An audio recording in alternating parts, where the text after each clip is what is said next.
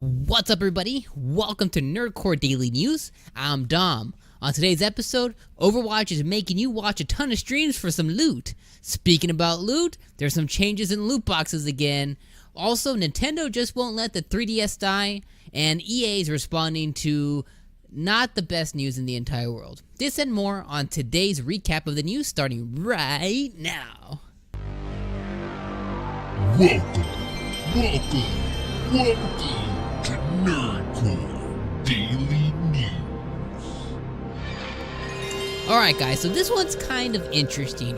Overwatch has not been a stranger to doing kind of weird things to promote you getting loot in their game. Now what I mean by this is you're not going to have to pay money, but you are going to have to pay them with your time.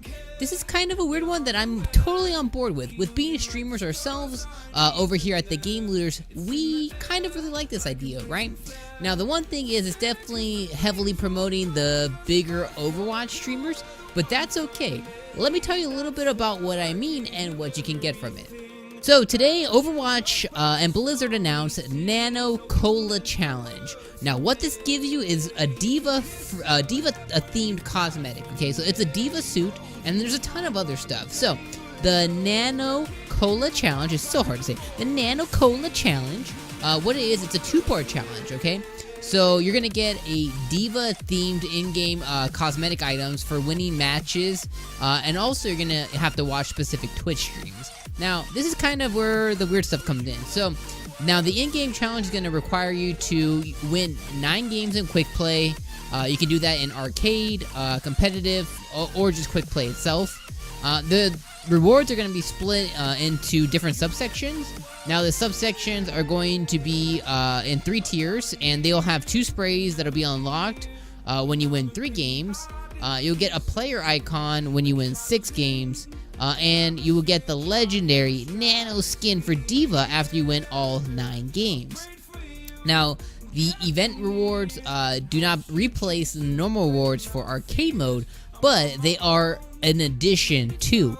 If you guys want to go read the whole story, I want you guys to go over to our friends over at Twinfinite because they have the whole story there.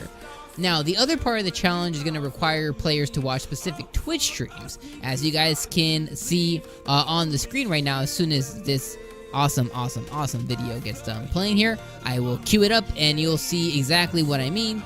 So you guys are going to have to watch some specific Twitch streams for a certain amount of hours. So to get up to 8 sprays, you have to watch 2 hours. To get up to 2 more, you have to watch 4 hours, and to get 2, you have to watch 6. So you can get up to 8 sprays, and you'll get the final 3 when you watch a full 8 hours of Twitch streams. As we all know, you can just leave them on in the background, do what you want to do. There's so many different things you can do to ensure that you get these sprays. But it's very interesting that Blizzard has partnered with Twitch to do these kind of loot drops. Now the rewards are going to be given out through Twitch drops, which will require a Twitch account and a Blizzard account, and they'll have to be linked. So if you don't already have your Blizzard account linked to your Twitch, make sure you guys go do that right now, because you're not going to want to miss, especially not the skin. This is such a cool skin. It's a Nano Cola skin. Go get the skin. Go do it right now.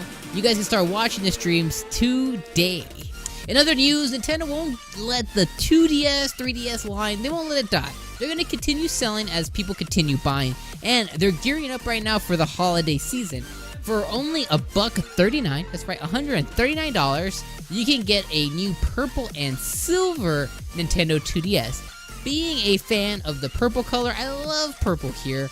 And at the Game Looters, we love purple too. I mean, it's kind of, I sneak it into our logos all the time, but purple is like one of the best colors. So if you don't already have a 2DS, or you don't already have a 3DS, this could definitely be something that you should look into. Also, if you have children and maybe their favorite color is purple, this could be definitely something to check into. It's $139. Go check it out right now. And our favorite subject, loot boxes. We hate loot boxes. We cannot stand loot boxes. Please, game developers, take them away from us. We do not want loot boxes. We do not want to pay money. We will give you money for a specific item, but I don't want to have some random loot drop because all you do is just take our money and you don't get anything for it ever. It's so horrible. Just do away with it. Bye loot boxes. Bye. So, in the news today, Belgium is in the news again. If you didn't watch, make sure you guys head back to our earlier episode. It's over there somewhere on the YouTube area. It has 2K19 in the title. There were some changes in Belgium for laws that recently passed that said, hey, loot boxes and stuff, all this crap that you guys are doing, it's gambling. And guess what? Guess what plays video games? Guess who plays video games? Children. Children play a lot of video games. They love video games. We love video games, but children do too. And it is not fair what you guys are doing. So Belgium has said, no, no, no, no, no, no, no, no, no loot boxes in the games if you want to sell them here. Well, 2K was compliant, but they went down crying, and Overwatch and Blizzard are kind of doing a better job. Let me tell you the whole story.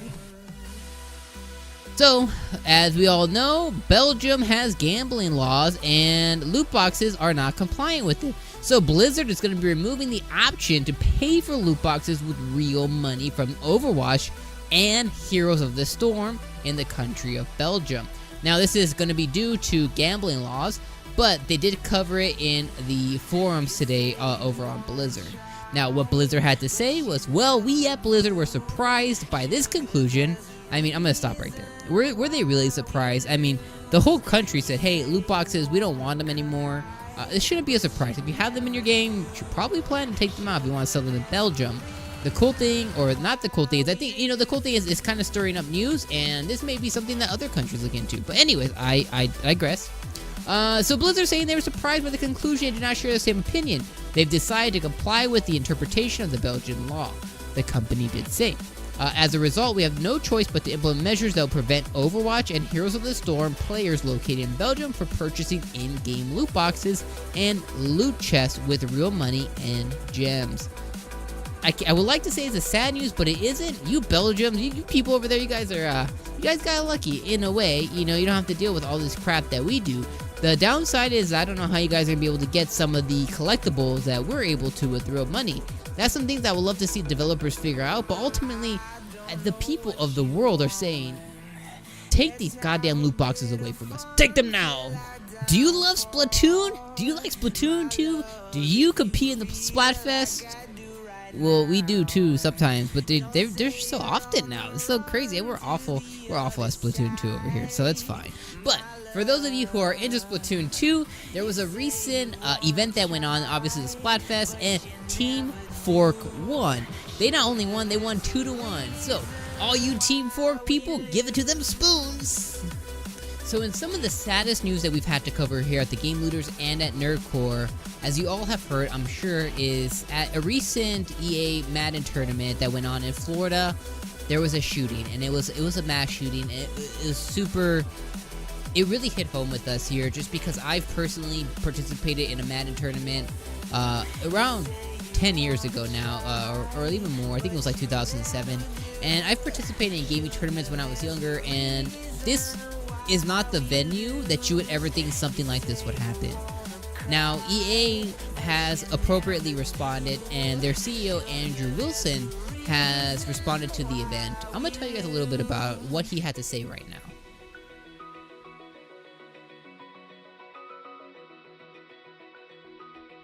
So Andrew Wilson went on record today and did say the message to everybody. It's kind of,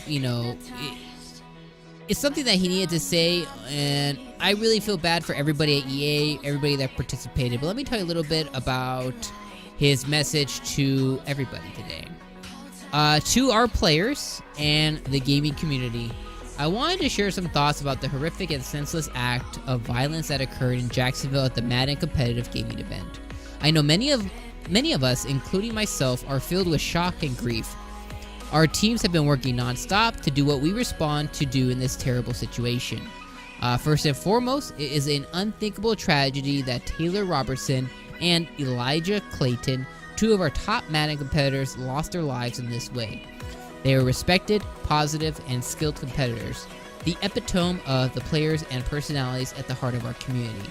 Their love of the competition was evident through their participation in our events over the past few years. We are committed to supporting Taylor and Elijah's families through this difficult time, and we send our deepest sympathies to their loved ones, to those injured, and everyone affected in yesterday's event. The event was a qualifying tournament for the Madden Classic, our first Madden EA major competition of this season. While these qualifying events are operated independently by partners, we work with them to ensure competitive integrity to gather feedback from players. We have made a decision to cancel our 3 remaining Madden Classic qualifier events while we run a comprehensive review of safety protocols for competitors and spectators. We will work with our partners and internal teams to establish a consistent level of security at all of our gaming competitive events. We have been deeply affected by what took place in Jacksonville. This is the first time we've had to confront something like this as an organization, and I believe the first time our gaming community has dealt with a tragedy of this nature. Please take the time to support each other through this challenging time. I don't really want to say more about this, guys. As a gamer, as being part of the gaming community, our hearts go out to all of the families, everybody involved, everybody there, everybody participating, from the staff to the event owners of the place that it was being held, to the families, to just everybody involved. It's a terrible thing to happen in our gaming community, and it sucks because this is a safe place, a safe haven for something that is just pure, you know. So I don't want to spend more time on it, but a super tragic event and an appropriate message by Andrew Wilson, the CEO of EA. And to round out the news, Monster Hunter Generations Ultimate for the Nintendo Switch. Sorry guys, I have to catch my breath, it's such a long name. The reviews are out today because the game is out today. Make sure you guys head over to twitch.tv/thegamelures. Check that out right there, because we're going to be streaming a lot of Mewtwo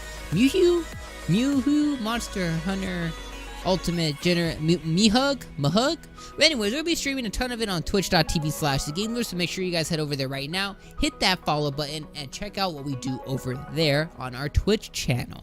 The reviews are out, and I want to tell you a little bit about what everybody around the industry is thinking. Right now, as it stands, it has an 83 on Metacritic and a 79 on OpenCritic, so definitely a A-OK game. And if you're a Monster Hunter fan and you have a Nintendo Switch, this is pretty much a must-buy. Here's what everybody's saying about it right now. So our friends over at IGN say that Monster Hunter Generation brings the majority of the series monster into one package for a lengthy and exciting hunting extravaganza.